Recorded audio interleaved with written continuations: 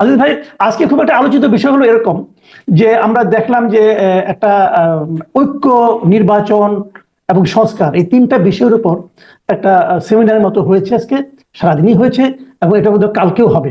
প্রধান উপদেষ্টা নিজেও সেখানে কথা বলেছেন এবং এখানে বারবার যে কথাটা বলা হয়েছে যে সংস্কার করতে হবে ঐক্যবদ্ধভাবে এবং সংস্কারের পর নির্বাচন হবে। তার মানে এখানে তিনটা প্রসঙ্গ এসেছে। একটা হলো সংস্কারের ঐক্য এবং সংস্কারের পর নির্বাচন।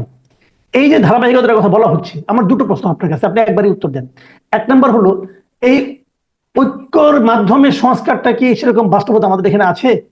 এবং নির্বাচনের আগে শর্ত হিসেবে সংস্কারটাকে জুড়ে দেওয়াটা কি আপনার কাছে গ্রহণযোগ্য মনে হয় কিনা? ধন্যবাদ আপনাকে। ছাত্র আন্দোলন হয়েছে শুরু থেকে, যতগুলো 6 দফা, 11 দফা, 1 দফা, কোথাও কিন্তু সংস্কার নামে ছিল না। প্রথম দিকে ছিল কোটা সংস্কার, পরে এটা অন্তর্বর্তীকালীন সরকারের মুখ থেকে, এবং পরে বৈষম্য বিরোধী ছাত্ররা এই সংস্কার প্রশ্ন উত্থাপন করেছে, সেখানে রাজনৈতিক দলগুলো এটাকে সম্মতি দিয়েছে। কিন্তু যেটা বলা হচ্ছে যে ঐক্য, হ্যাঁ, বাংলাদেশের সব জনগণ, রাজনৈতিক দল ঐক্যবদ্ধ আছে ফেসিবাদ বিরুদ্ধে। যেমন ধরেন 10 তারিখে নূর হোসেন দিবসে যখন শেখ হাসিনা বলল ট্রাম্পের ছবি নিয়ে মিছিল করো, তখন কিন্তু সবাই এটাকে প্রতিহত করেছে। তো এর তো ফেসিবাদের বিরুদ্ধে ঐক্য, কিন্তু সংস্কারের জন্য যদি ঐক্য, সেই ট্রেন মিস করে ফেলেছে অন্তর্বর্তীকালীন সরকার। শুরুর থেকে এটা আগে তাদেরকে অন্তর্ভুক্ত করে তাদের সাথে, রাজনৈতিক দলের সাথে আপনার ঐক্যবদ্ধ হয়েই এই সংস্কারটা যদি করা হতো, তাহলে কিন্তু সংস্কারটা হতো। কারণ হচ্ছে যে আপনি দেখেন প্রত্যেকটা সংস্কার কমিশনে কোনো রাজনৈতিক দলের প্রতিনিধি নাই, তারা নিজেরা করছে, একটা একটা করে সংস্কার করছে। আগে 6টা করলো, এরপরে আরো 6টা, প্রায় 11টা সংস্কার। এবং এই সংস্কার যে করতেছে, এই সংস্কার তো ফাইনালি নির্বাচন হবে, পার্লামেন্ট হবে, সেটাকে অনুমোদন না হলে এটার কোনো, এই সংস্কারের কোনো অর্থ নাই, এটা বাতিল। কারণ হোসেন মোহাম্মদ এরশাদের সময় সংস্কারের প্রস্তাব ছিল, শাহাবুদ্দিনের সময় সংস্কারের প্রস্তাব ছিল, এবং 111-এর সময় সংস্কারের প্রস্তাব ছিল অনেক, কিন্তু সেটা কিন্তু কোনো সরকারই সেটা অনুমোদন করে নাই।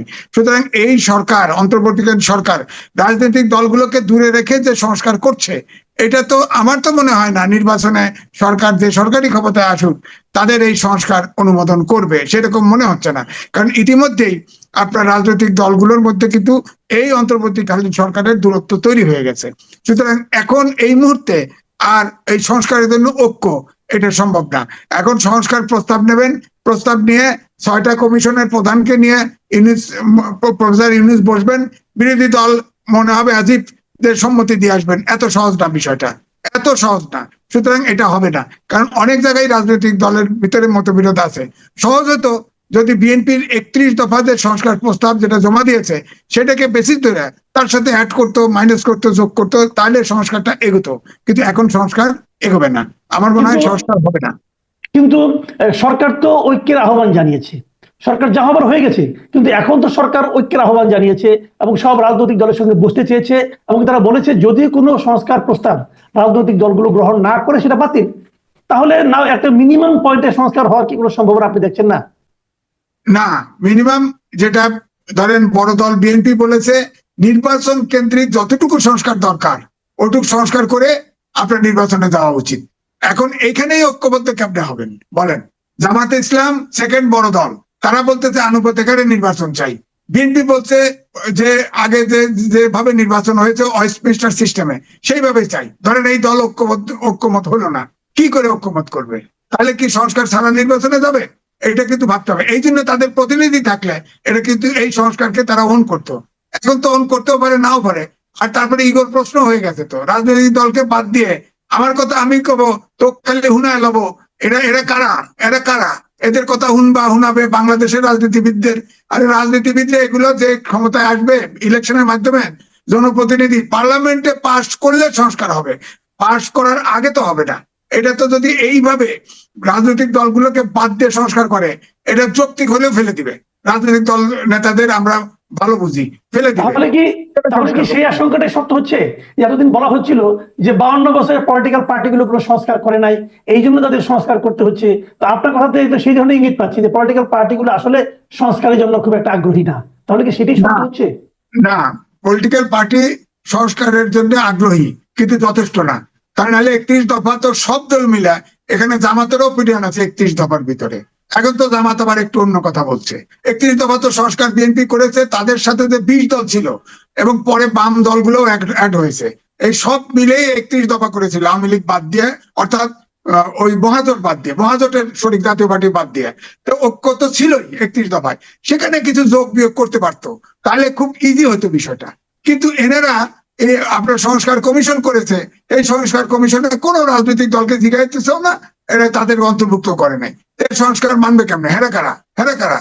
তারা তো এই সংবিধান বলেন সংস্কারের কোনো ম্যান্ডেটই তো নাই এই অন্তর্বর্তীকালীন সরকারের। তারা তো এই সংবিধান সম্বন্ধ রাখার জন্য ওত নিয়েছে।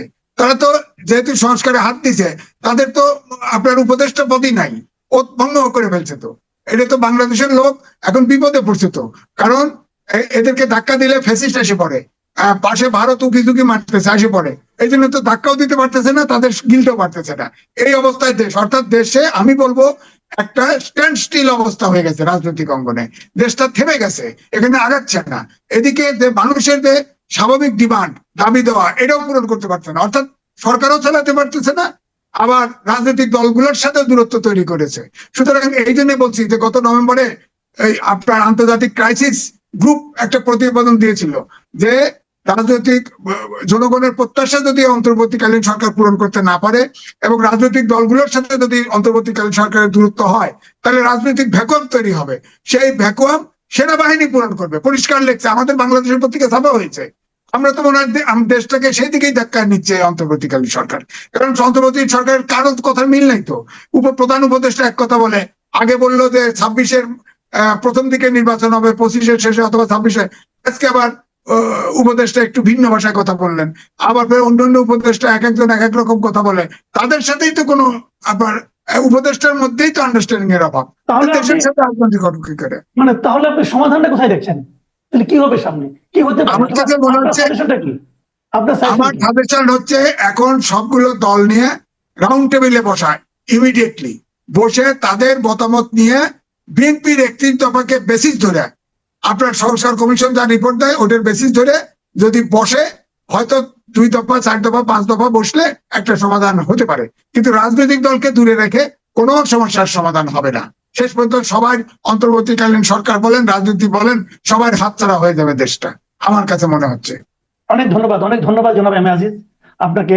আমার দর্শক যারা আছেন তারা নিশ্চয়ই শুনলেন যে সিনিয়র সাংবাদিক এম এ আজিজের বিশ্লেষণ, এবং উনি কিন্তু এখানে খুব সুখকর কোনো দৃশ্য দেখতে পাচ্ছেন না সামনে।